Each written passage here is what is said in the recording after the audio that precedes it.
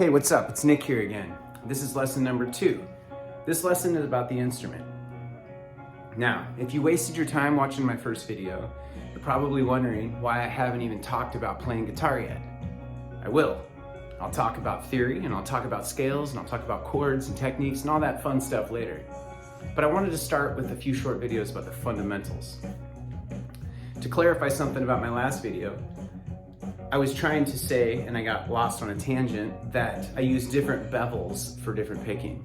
And that's what I was trying to explain about the different picks I use and how each one of them has a different bevel.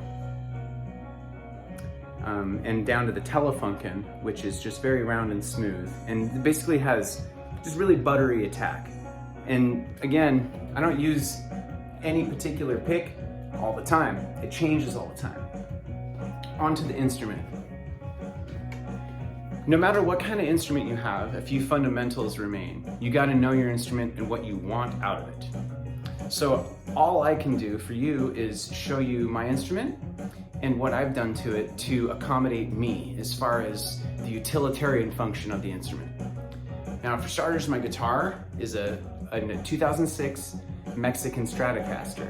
It's not an expensive guitar. This guitar is like $500. It's got the stamp on the back, and it's Mexican alder.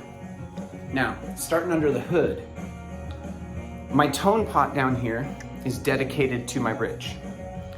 I did that mod myself. I looked it up online. It was a pretty easy weld. I have a treble bleed mod on my volume pot because I have a lot of volume dynamics in the bands that I play. And I need to roll back the volume sometimes and keep my tone linear.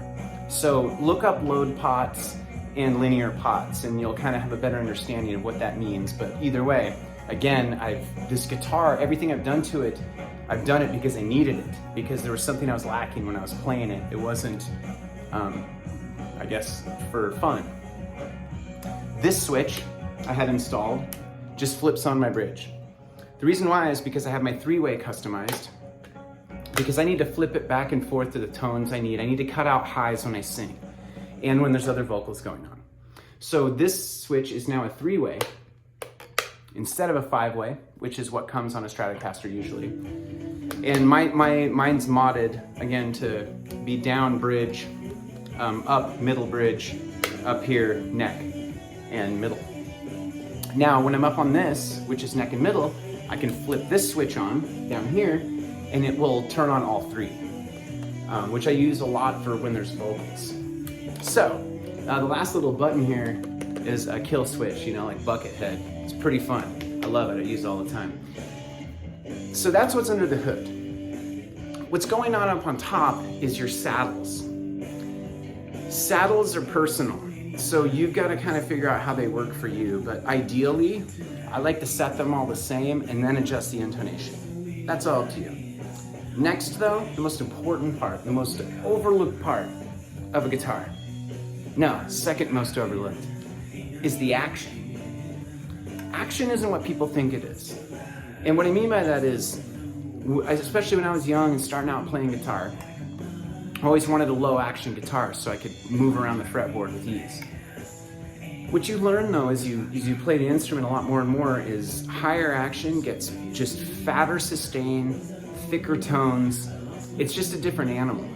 So my guitar is actually set considerably higher action than most stock guitars, but still not as high as some of the players that I really like who play high action. So again too, in the back, I have 4 springs, not 3, and they're all cut by me to get how much I want.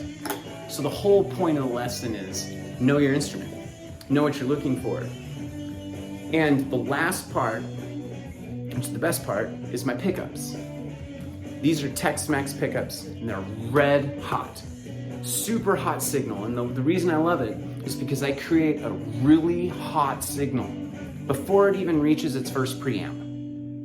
And that was my hope when I got this guitar, and it took me a while to get control of that power. And once I did, I got more out of my amp, I got more out of my overdrives, I got more out of my preamps. So pickups are a big deal. And it doesn't mean they have to be Tex-Mex. It just means, depends on what kind of signal that you want to create. So one last thing. This is my Charvel. And these pickups are just really flat and smooth, and they have a great characteristic to them. But they are, I mean, if it was compared like for a car, these between those Tex-Mex, it's like these are a Honda, they're great. And that's like, you know, a Mustang or whatever, like that thing takes off. So they all have value. There's no wrong way to do it. So all I can tell you is what I know. Hopefully it helped you out. The next lesson I'm gonna do is gonna be about the signal chain and pedals, and a better explanation for, hopefully for some people who wanna get a better understanding of how signal chains work. So hopefully it was helpful. Peace.